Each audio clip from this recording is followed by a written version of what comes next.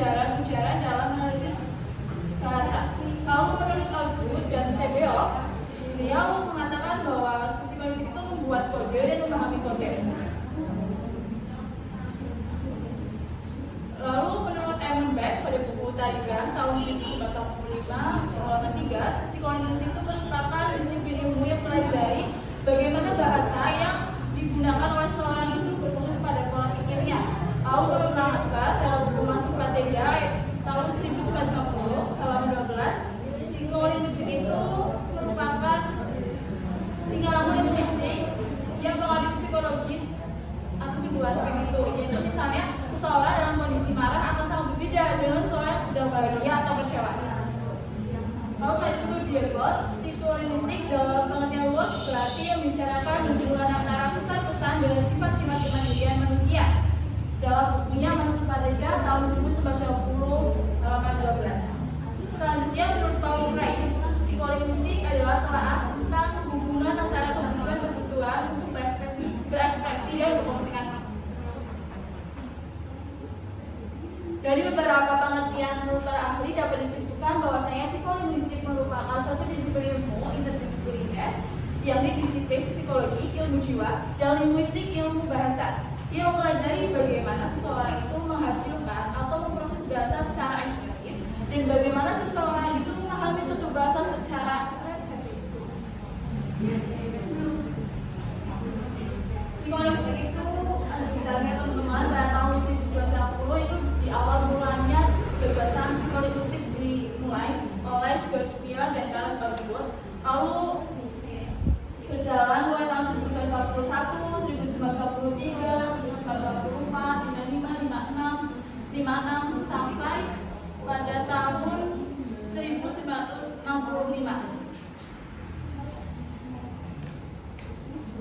Yang selanjutnya ada objek psikolinguistik. Objek psikolinguistik itu sendiri merupakan bahasa yang berfokus pada jiwa manusia. Jadi kemampuan, kecerdasan, dan kemampuan berbahasa seseorang. Lalu selanjutnya pendekatan psikolinguistik. Pendekatan psikolinguistik itu dapat dilihat bagaimana seseorang mengucapkan atau menuturkan bahasa ketika orang yang bersangkutan sedang marah, gembira, kecewa, dan sedih. Jadi kita ketika mengucapkan bahasa ketika marah dengan bahagia tentunya akan beda meskipun mungkin intonasinya sama-sama keras. Saya beri contoh, maaf ya Mbak Nisa. Saya marah. Maksudnya kalau kayak gitu bagus nih. Itu marah ya, intonasinya tetap keras. Tapi kalau bahagia, wah Nisa selamat ya, terus keluar barunya itu terlihat kan sama-sama berintonasi keras, namun ekspresinya beda gitu. Next. Lalu masuk ke bab intelijensi dan sintaksis alternatif kajian linguistik interdisipliner. Di sini yang latar belakangi bab ini bahwasannya masih banyak orang yang belum mampu memproduksi sintaksis secara benar. Ketidakmampuan ini didasarkan karena kurang kualitas yang buruk atau tenaga pendidik dan beberapa faktor yang mendasari kemampuan tersebut, yaitu antara lain pengalaman berbahasa, penguasaan bahan, mental, intelijensi, dan lingkungan, baik lingkungan formal maupun non formal. Lalu keterkaitan bahasa, berpikir, dan intelijensi. Bahasa itu kan berpikir paling efisien dan efektif. Bahasa itu juga mempengaruhi pikiran seseorang. Lalu berpikir itu merupakan satu aktivitas pribadi untuk menghubungkan pengertian dan pengertian lainnya guna mendapatkan pemecahan-pemecahan terhadap persoalan-persoalan yang dihadapinya dalam buku Magito tahun 1983 halaman 112. Lalu selanjutnya bahasa dalam produksi taksis. Produksi taksis yang dimaksud itu adalah frasa, klausa, dan kalimat yang dihasilkan oleh seseorang. Lalu ada intelijensi dalam produksi taksis. Semakin tinggi intelijensi seseorang, maka akan semakin baik produksi taksis yang akan dihasilkannya. Dan sebaliknya, jika intelijensi seseorang rendah atau kurang sempurna, maka produksi taksis yang dihasilkan juga kurang. Gitu teman-teman. Selanjutnya kita masuk ke bab psikosintaksis sebuah pembicaraan. Di sini bab ini membahas seberapa jauh sih intelijensi itu dan sintaksis memiliki keterkaitan. Yang pertama, berpikir cerdas. Tidak semua orang itu mampu menggunakan visi pikirnya dapat dikatakan cerdas. Lalu selanjutnya bahasa dan kalimat. Seseorang yang memiliki bahasa yang baik, memiliki kendaraan atau kata yang sempurna, maka nanti mampu memberikan tekanan pada kata-kata itu yang dianggap penting. Lalu selanjutnya bahasa yang berpikir.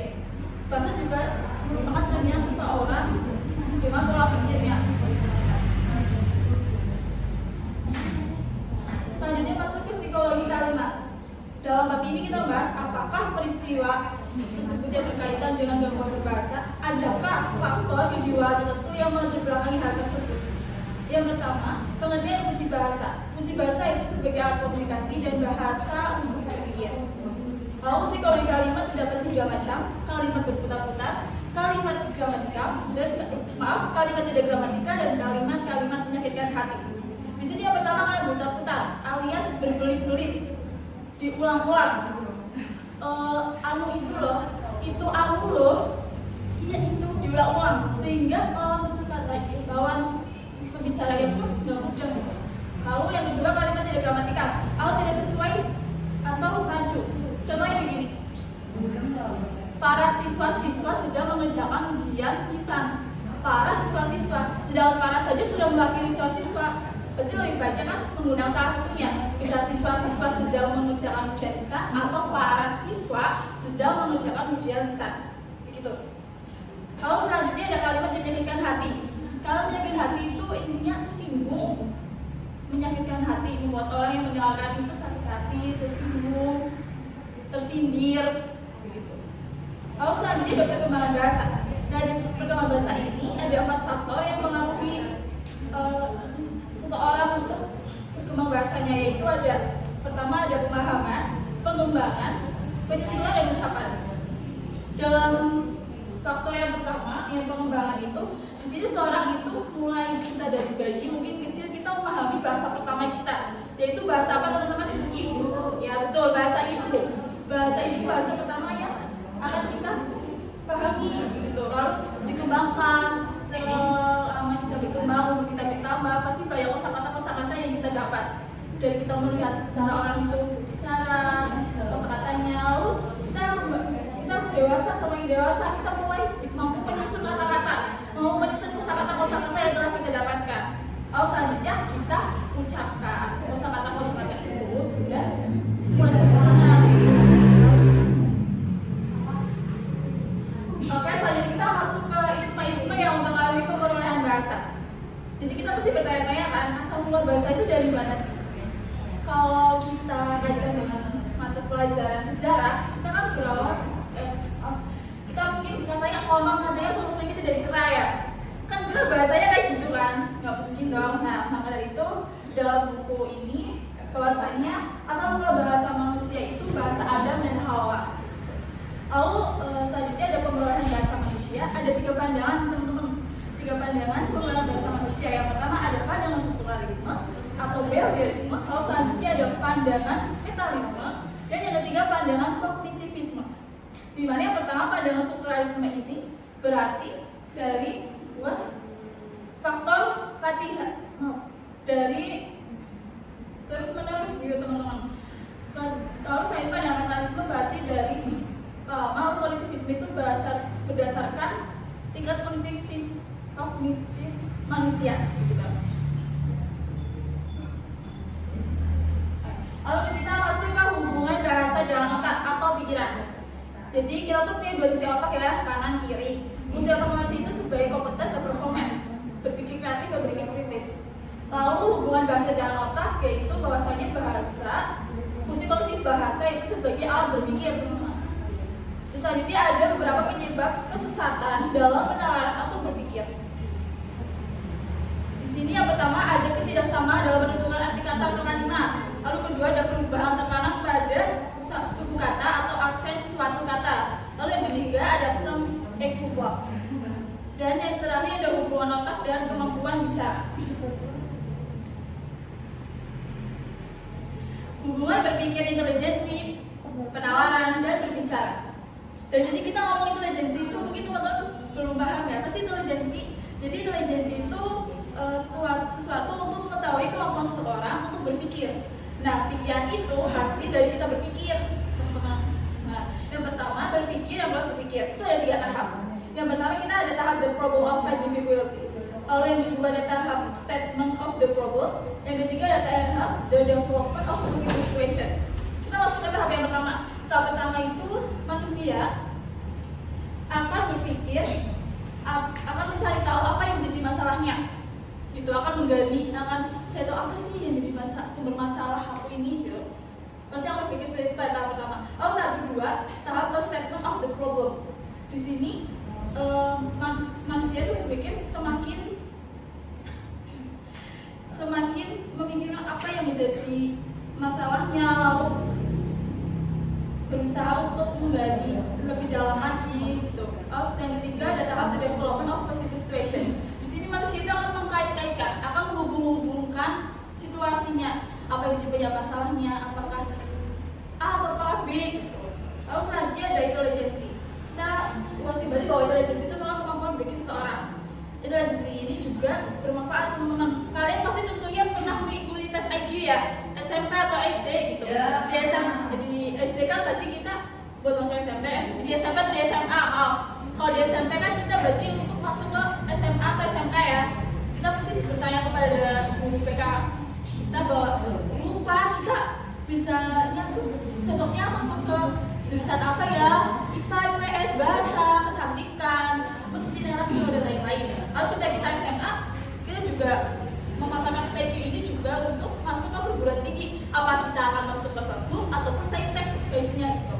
Nah, bagi pendidikan, tingkatan hasil tes IQ ini itu bermanfaat untuk anak sesuai jurusan yang sesuai dengan kemampuannya.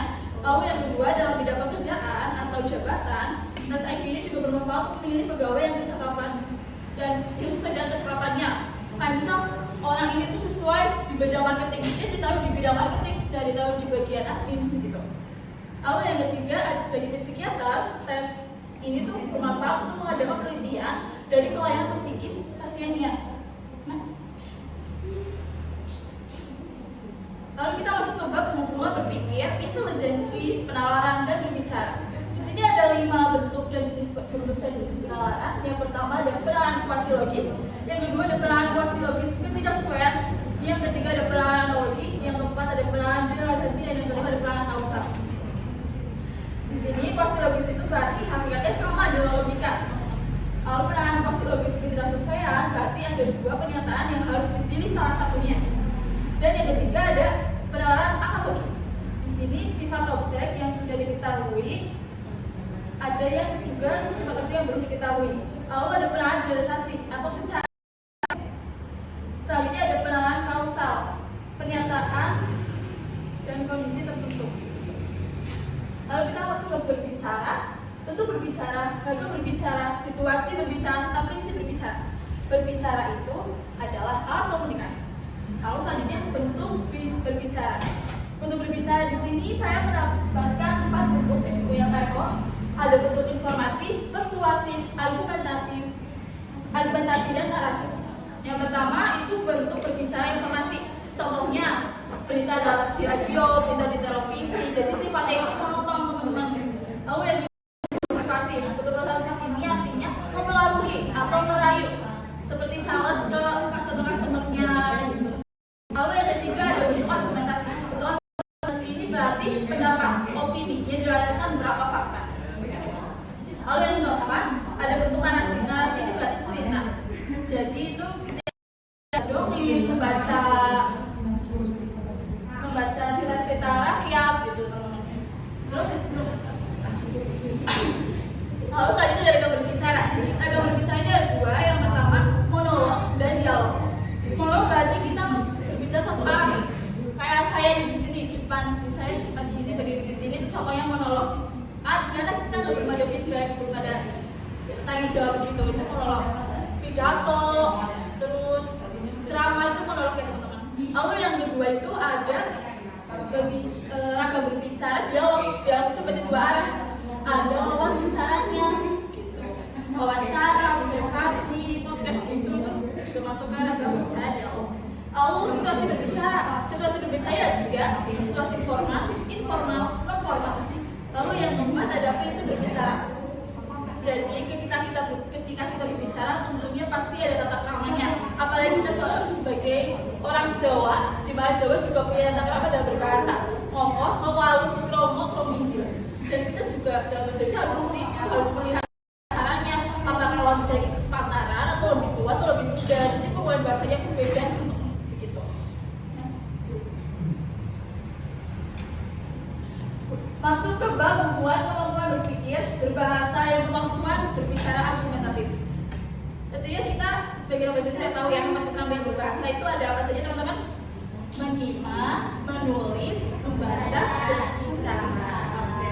Lalu ada hubungan juga kemampuan berpikir antara dan bahasa. Selanjutnya juga ada hubungan kemampuan berpikir dan kemampuan argumentatif. Jadi baik tidaknya kemampuan seseorang dalam berpikir itu akan tahu pada kemampuannya dalam berargumen atau dalam berbicara.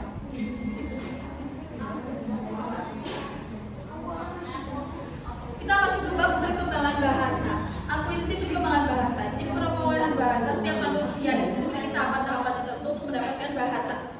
Dan faktor-faktor yang mengaruhi perkembangan bahasa itu ada faktor kesehatan, faktor intelijensi, faktor status sosial atau ekonomi keluarga, faktor jenis kelamin, dan faktor familiar atau biasa terkenal.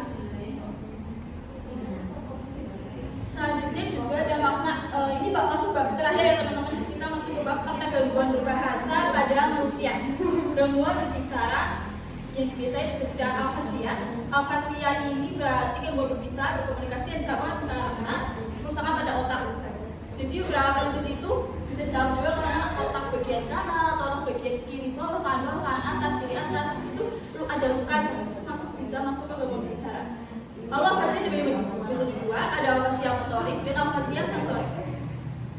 Lalu selanjutnya ada makna gangguan berbicara. Di sini ada beberapa gangguan berbicara ya teman-teman, ada kurang terdimensia, ada skizofrenik dan depresi. Selanjutnya ada makna gangguan lingkungan sosial.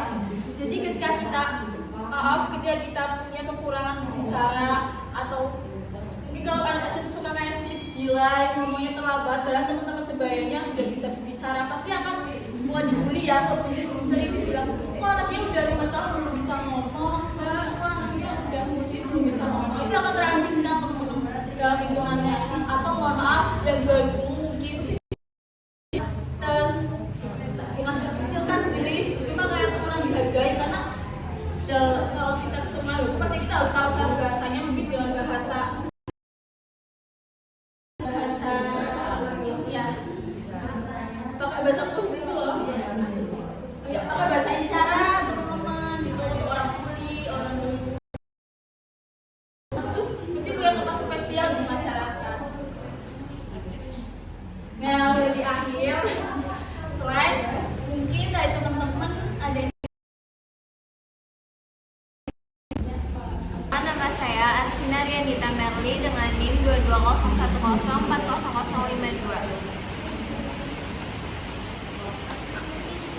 Saya mau bertanya bagaimana cara seorang terapis bicara melatih seseorang yang mengalami kesulitan dalam berbicara atau speech delay. Apa ilmu yang digunakan dalam terapi tersebut? Terima kasih.